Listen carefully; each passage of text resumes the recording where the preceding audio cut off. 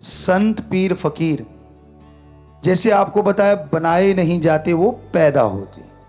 First, जब वो आत्मा गर्भ में आती तो परम पिता परमात्मा के अंश तो सारी आत्माएं होती हैं, पर वो उस मालिक से डायरेक्ट उस बॉडी में आती। बाकी जन्म भोग के आती, 84 लाख जूने भोग के आती। पर जो संत आज से पहले हमारे महापुरुष हुए, जितने भी संत सच्चे रूहानी सूफी संत आए, बहुत आए सारे धर्मों में, वो डायरेक्ट उस ओम का अंश होते हैं, ना कि जन्मों मरणों में घूमी हुई आत्मा होते हैं। तो अब पता नहीं 84 लाख जूनियों में कितने बार चक्कर लगा चुकी आत्मा। एक तो वो है मनुष्य के शरीर में, और एक वो है जिसे भगवान ने डायरेक्ट अपना अंश बना के भेज दिया। तो नेचुरली वो जो घूम घुमा के आई है, वो तो संचित कर्म इकट्ठे किए बैठी है। उनको भोगते भोगते कभी गुस्से हो जाती है, कभी सतगुरु राम से भी मुनकर, कभी कुछ कभी कुछ कभी कुछ।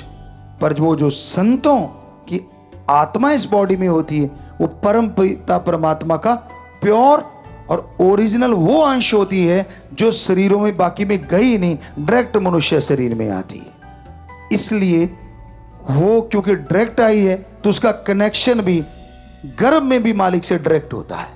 बाहर तो छोड़ो आप, अब कनेक्शन डायरेक्ट है। तो जब वो आशीर्वाद या वो बात कहें या वो आंखों से निहार दें, असर किन पे पड़ता है? इन रेज का।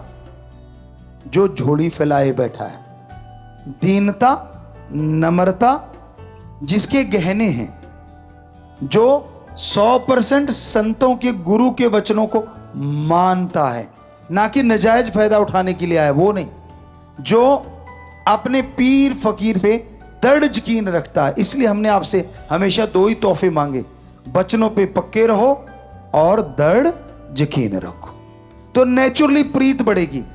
और फिर आप देखोगे कि एक नजर भी अगर टकरा गई तो पता नहीं क्या से क्या दिखा दे। ये हमारी कोई औकात नहीं, ये तो उस परमपिता परमात्मा की हम रहमत कृपा बता रहे हैं कि ये उसने किया होता है। वो कौन से शरीर को चुनता है, ये भी उसका काम होता है। तो इसमें हमारा तो कोई काम नहीं रहा ना, किसी भी संत का कोई काम नहीं होता। ये सारा उस ओम सुप्रीम पावर का काम होता है। वो ही बॉडी की रचना करता है, वो ही उस बॉडी में अपना डायरेक्ट अंश भेजता है। हो सकता है ये सवाल कभी ना कभी आप लोगों के किसी ना किसी बहन भाई के दिमागों में आए होंगे, जो आज हम आपको सुना रहे हैं, या आपकी जानकारी के लिए।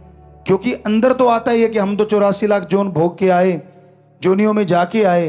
क्या संत पीर फकीर भी इसी को फॉलो करते हैं?